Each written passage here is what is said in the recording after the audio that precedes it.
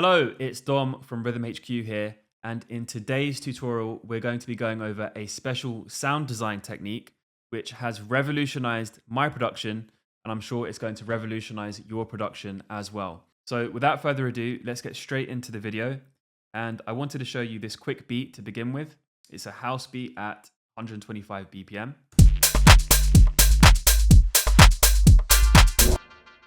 And you may have heard that sound here in the clap.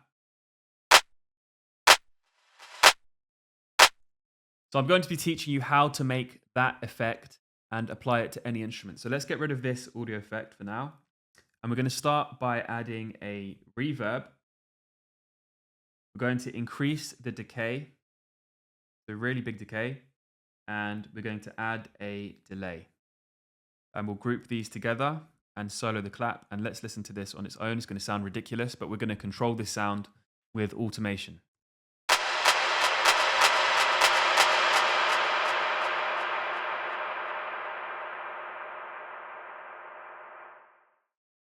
So what we have here is the wet signal, which I'm going to label as wet.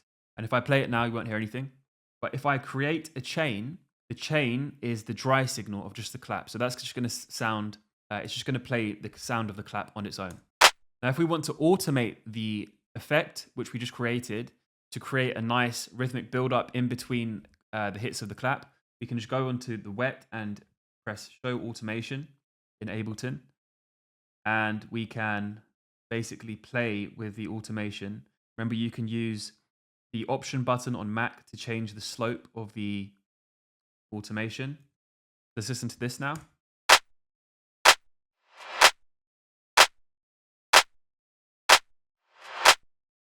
And that's really the basis of the technique, and it works on any instrument. So let's add it to the hat loop with a slightly different automation.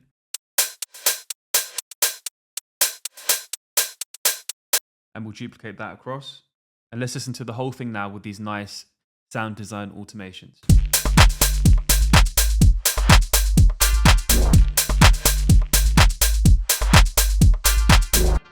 And as I said, it works on any kind of instrument, including obviously the synth, which we have down here. So I'm just going to copy this. And remember, you can also add a low cut so you don't get too much low end noise in your effect. Add it to the hi-hat one as well. I'm going to copy it over. And I like to call this the wall of noise.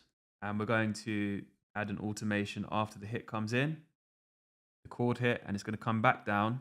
And it's going to keep some of the original sound, which will go back up in volume to the second hit. And then we'll do something fun here as well. So let's listen to this.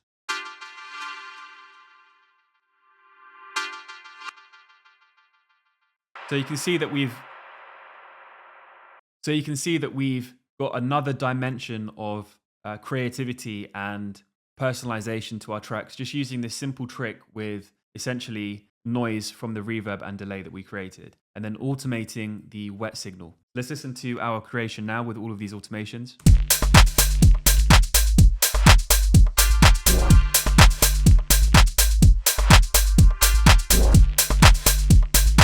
And that is the basis of this tutorial, and it will work in any DAW. Remember, all you need to do is add a reverb and a delay, group them together, and then automate the wet signal. So I hope that all made sense. Make sure the reverb has a long decay time, otherwise it will sound a bit choppy. So let's just see what it sounds like with a shorter decay time.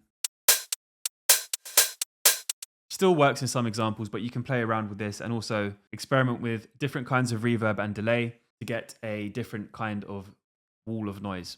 So if you enjoyed this video, please make sure you leave a like and subscribe, and we'll be releasing a lot more sound design and music production tutorials in the future. So I'll see you then. Have a nice day.